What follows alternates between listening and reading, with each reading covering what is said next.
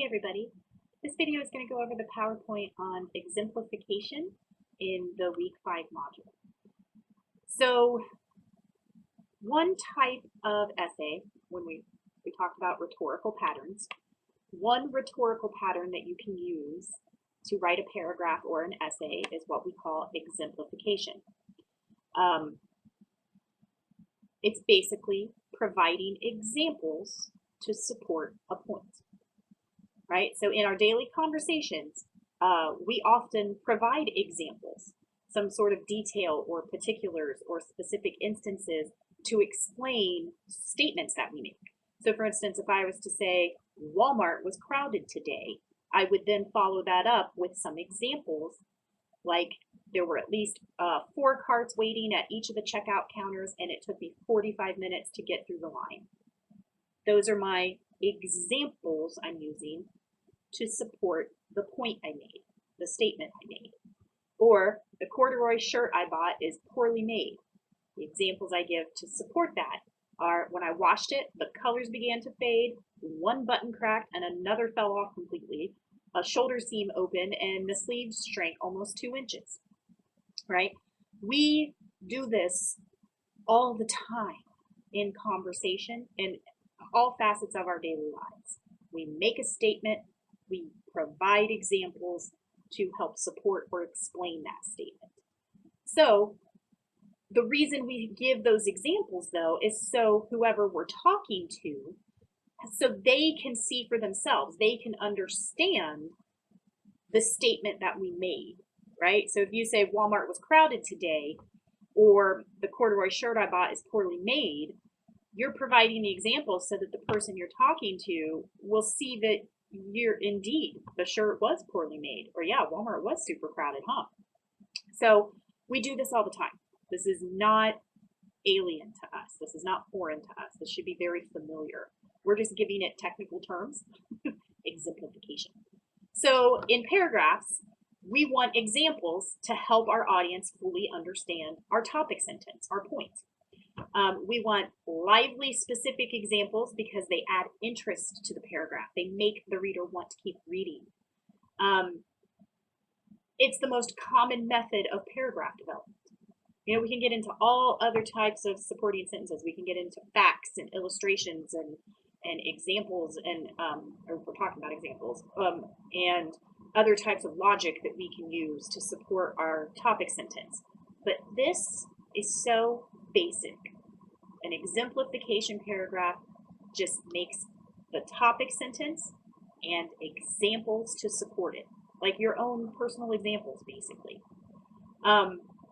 One type of exemplification writing is what we call evaluative writing, or writing to evaluate.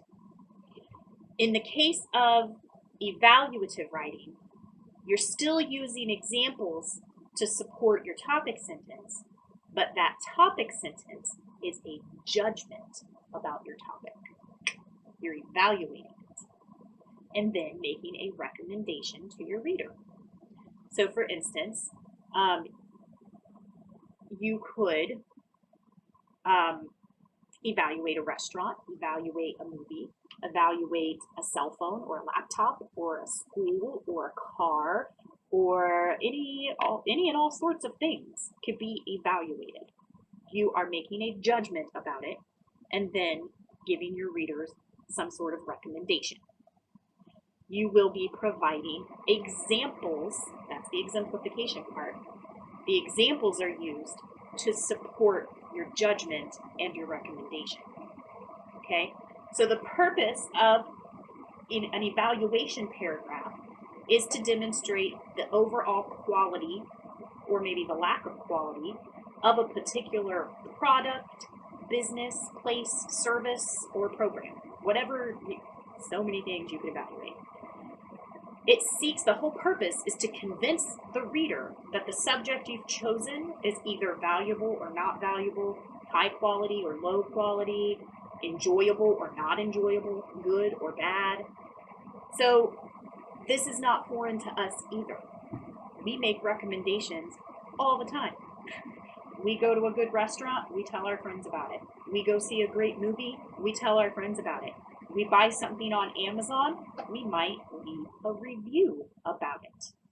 We do this all the time. So we use examples on a daily basis to support the statements we make, and we provide evaluations. We make judgments and recommendations on a daily basis. This type of paragraph should eventually seem very natural to you. Okay? And think about it. When you have a decision to make, like what kind of phone to buy, or what kind of car to purchase, or where to go on vacation, where to send your kids to school, where to send yourself to school, what restaurants to go to, what movies to watch, it's nice to hear the opinion of a trusted source. So in this case, you're going to write a paragraph where you are going to evaluate something, and you are the trusted source, right? So, evaluative writing, if you're making an evaluation of something, you're giving a judgment and making a recommendation, it does obviously involve some level of a personal opinion, right? But if it's done properly, if an evaluation paragraph is done properly, it should not come off as opinionated. You understand the difference? So if you're telling me that such and such restaurant is fantastic and I should go eat there, and then you're going to give me all of these examples to convince me, I understand that at its root, it's an opinion, your personal opinion. But if you do it the right way, I'm not going to feel like you're just telling me your likes and dislikes. I'm going to feel as though you're making a true claim of value, and you are presenting me with evidence to convince me. So I'm going to see you as a trusted expert source, not as some opinionated person who is just venting or going gaga over something. You're going to come off as more reasonable, and I'm going to be more likely to listen to you. All right? So an evaluation, even though, again, at its core, does involve some level of personal opinion, it needs to sound reasonable and unbiased. You need to have a clear concept of how you are evaluating this thing. You need to have a clear idea of the examples you're going to use to support it. This is where the exemplification part comes in. So the key to making sure that you have a good evaluation paragraph or a good exemplification paragraph is to include the following. You have to have an adequately described subject. That adequately does not necessarily mean half the paragraph. It just means you need to make sure your reader understands the thing, the topic, the subject that you're evaluating. Might not take any at all. Might take a sentence. Who knows? You need to have clear criteria. You need to have a definitive judgment. We need to know right away. We need to know from the very get-go, are you giving this a good judgment or a bad judgment?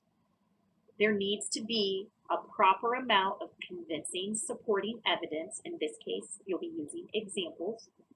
You need to have, for the most part, a reasonable tone, and there needs to be, obviously, this for a clear pattern of organization.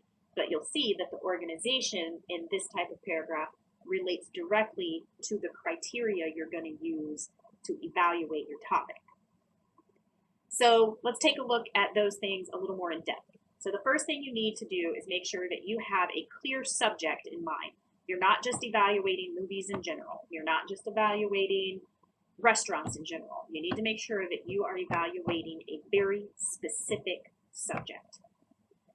If we need to know more background information about that subject, you need to give it to us. But, if you're going to evaluate a restaurant, you might just need to tell us what type of restaurant it is or where it's located. We don't need a whole rundown on the history of the restaurant or anything like that. And this will kind of come naturally to you whenever once you pick your subject. you're going to know, are my readers going to be familiar with this already? If not, how much information do I need to give them? You know, for instance, if you're evaluating a movie, you might need to give us a very brief explanation of that movie. Basically, maybe just tell us what type of movie it is, and maybe just a little blurb about the plot. But you don't have enough time to get into all the specifics in a paragraph, and you don't want to give us too many specifics because we haven't seen the movie yet. You don't want to give too much away. So just a little blurb about it, maybe just one sentence that to make sure that we understand what type of movie you're about to evaluate. So you don't want to provide too much information, you know, just enough so that your reader understands and is more likely to keep reading and accept your judgment. But you might not need it at all. It will just depend on the subject you choose. So the next thing you have to have once you know what your subject is, you need to have your criteria. This is the ideal for the thing that you're evaluating. So for instance, it's, you know, if I'm doing a restaurant review, I am evaluating a specific restaurant, but I have to establish the criteria that I'm using first. So when I go into a restaurant, what do I look for to make it a good experience? Any restaurant I go into, well, I want the service to be good, I want the food to be good, and I want it to be clean. Those are the three things I look for in any restaurant I step foot in. Now that I've established my criteria, I'm going to look at this specific restaurant and give you examples as to how it measures up in those three criteria. You can also kind of imagine like when you get an evaluation at your job. Let's say that there are 5 of you who perform the same job.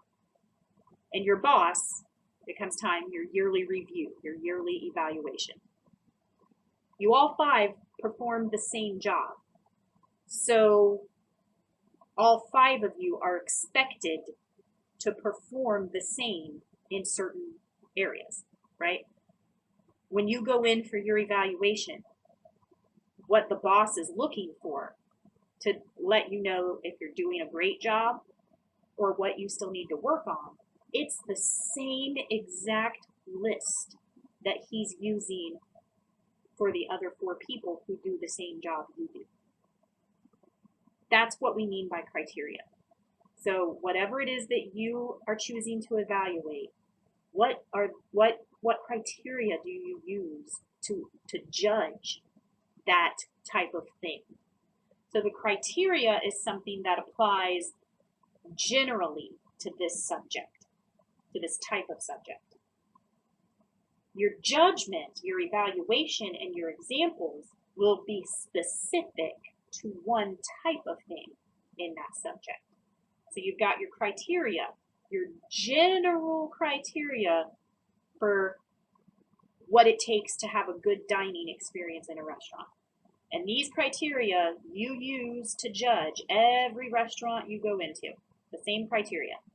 Now let's pick one specific restaurant and tell how it does or doesn't measure up in those criteria.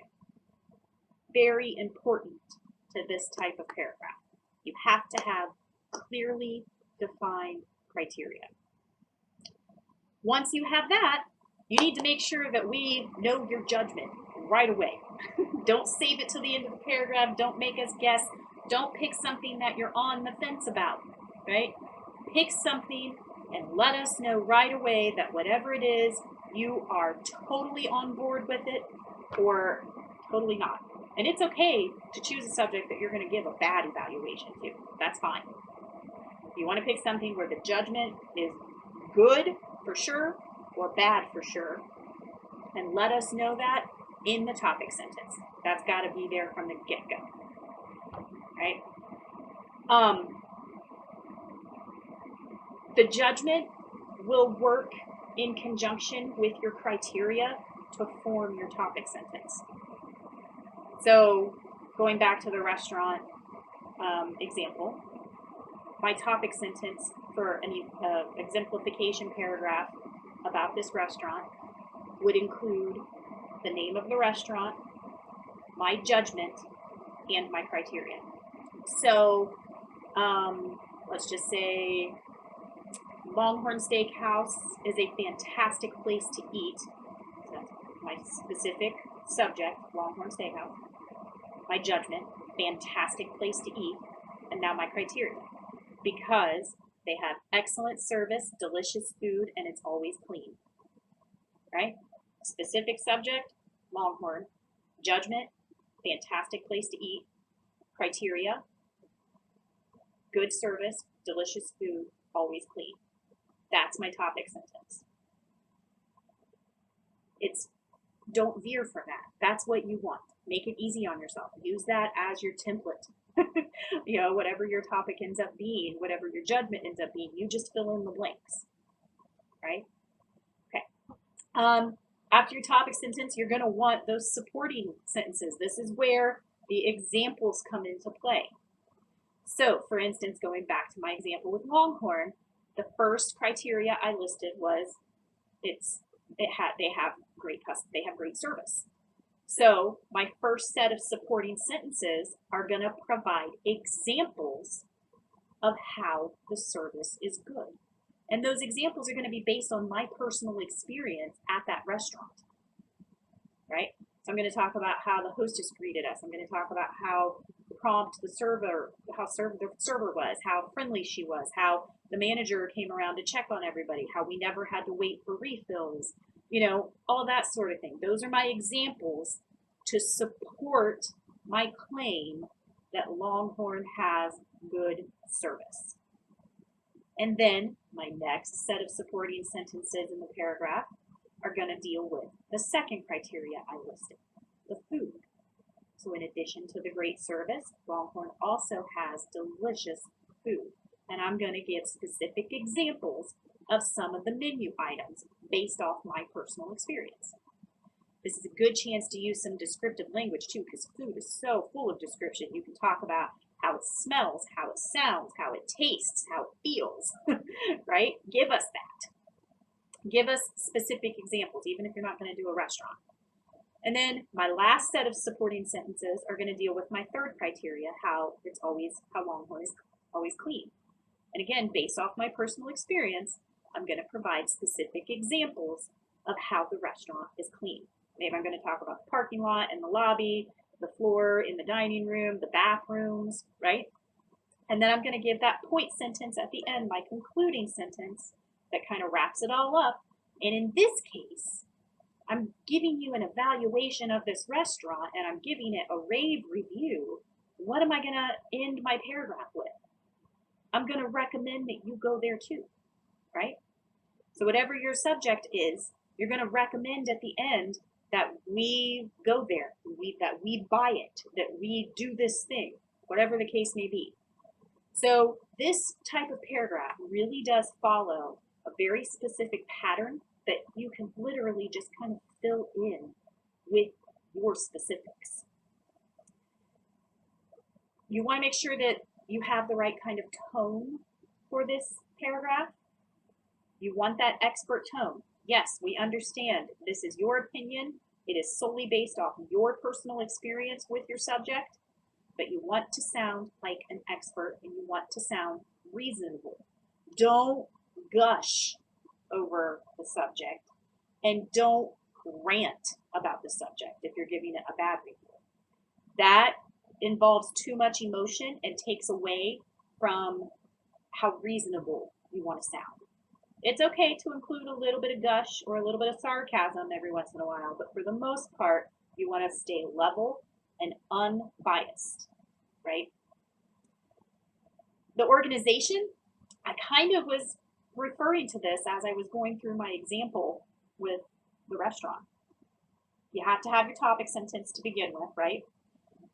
That topic sentence needs to introduce your specific subject, your judgment, and your criteria. You fill in the blanks. Your supporting sentences, you need to discuss the criteria that you listed first, whatever it is, that's what you discuss first in the support sentence. Whatever criteria you listed second, that's what you discuss next in the body of the paragraph. Whatever you listed last, that's what you talk about last. It should match up exactly. And then you give that concluding sentence where you're going to remind us of your judgment and your criteria, and you're going to leave us with your expert advice. Okay? It really does follow a very strict pattern, and use that to your advantage. Don't feel boxed in by it. Feel guided by it, right? So I have some examples in the PowerPoint of different types of exemplification paragraphs. I have one that is a review for Mario Brothers, right? Mario Brothers for the Nintendo 64 is the best video game for people of all ages because of its presentation, graphics, and gameplay, right? The presentation Nintendo has achieved with Mario Brothers is simplistic and to the point. The menus are text only, with the only color being put into the game's title. While this might make the menus seem bland in comparison, this is outweighed by their easily navigated functionality. Mario Brothers graphics are equally good. Mario, the main character, actually looks like a real-life person. A person can see his blue overalls, his red shirt, and even his mustache. The world in which Mario lives is very vibrant except for the castle dungeons, and the enemies are creatively put together. And while the presentation and graphics are great, the gameplay is really what defines Mario Brothers. Mario can run, jump, and shoot fireballs. It's basic, but it does it well. Much of the game involves jumping very precisely to far ledges and maneuvering past enemy obstacles. The best part is when Mario finds a star power-up. It temporarily makes Mario invincible, and enemies will die if Mario touches them. Running through a level on star power is an experience beyond words. Indeed, Nintendo's Mario Brothers has set a new standard for platform gaming. Why wait? Go buy it now. Okay. Started off with a very clear, focused topic sentence that told us right away what subject he's working with, what his judgment is, and what his criteria are. He went through each criteria and gave us specific examples. He used those transitions to move us from one criteria to the next, one set of examples to the next. It flowed very smoothly, and he gave us that concluding sentence that wrapped it all up. Right? We have another example here on slide 13. It's a movie review of John Carpenter's Halloween. Keep in mind, movie review, you don't want to give too much away about the plot, and that's the risk that a lot of students take when they decide to do a movie review. They go down the wrong path, and what they end up turning in is just a summary of the movie. And that's not what an evaluation is. It's an evaluation using examples, not summary. This is a really good example if you're interested in doing a movie as your subject for this paragraph. Right? So with the use of great acting, suspense, and one hell of an antagonist, Halloween is undoubtedly the greatest horror movie yet. The first aspect of Halloween that makes it such a terrific film is the acting. Jamie Lee Curtis does an excellent job playing Laurie Strode, the typical girl next door who is oblivious to the fact that an escaped psychopath is stalking her. Furthermore, Donald Pleasance's portrayal of Dr. Sam Loomis is spectacular, especially how he reacts to the villain throughout the movie. In addition to superb acting, another key factor to the greatness of Halloween is the suspense. The kills throughout the movie come slow and give the viewer time to wonder where the killer is and when he'll pop out. When he does finally show up, the scare is all the more terrifying. Yet, even with the great acting and suspenseful scenes, no horror movie can ever be a good horror movie without an outstanding antagonist, and Halloween has the best antagonist in Michael Myers. The silence and calmness of this villain added to his terror tenfold. He did not chase victims, he stalked them, and the audience was along for the ride. His mask is undoubtedly the scariest part about him because the blank, pale, emotionless mask enabled audiences to cast their own personal fears on him. What can be more terrifying than one's own imagination? Indeed, all of these elements combined have helped Halloween stand the test of time and go down in history as one of the best horror films ever made. Very specific criteria, very specific examples, and we really don't know anything about the plot of this movie. He didn't really ruin anything for us, right? We know enough to be intrigued to think, wow, this really does sound like a great movie. I should go watch it. But we're still totally clueless for the most part. So he didn't ruin anything for us. He just enticed us. That's what you want. I have another example here of a restaurant review. So this is a review of a restaurant called Chili Time. Chili Time, located in St. Bernard, has all the ingredients of an extraordinary restaurant due to their convenient hours of operation, delicious food, and friendly staff. The first noticeably wonderful quality about Chili Time is their hours of operation. Chili Time is open from 6 a.m. to 4 a.m. every day of the week except Sundays, when they open 5 hours later at 9 a.m. That means for the majority of the week they are only closed for 2 hours. With such extensive hours, a customer with even the busiest or oddest schedule will have the opportunity to visit and eat a meal inside the restaurant at a spacious table or comfy booth. And the food you finally choose to order at Chili Time will always be delicious. I know I can't seem to get enough of it. I almost always order their chili cheese fries and the Time Burger, a meal that is sure to satisfy even the biggest of appetites. While the delicious food certainly makes Chili Time a crowd pleaser, Chili Time just wouldn't be Chili Time without the help of their friendly and efficient staff members, most of whom have been working there for years and know my order before I even sit down. But don't worry if you're not a regular. The staff here is always warm and inviting to new customers as well. You will truly feel like welcomed family once you enter the doors of Chili Time. If you have never been to Chili Time, then what are you waiting for? Very specific topic, very specific criteria, specific examples for each criteria, followed the correct order just as she listed them in the topic sentence, gave us that concluding statement.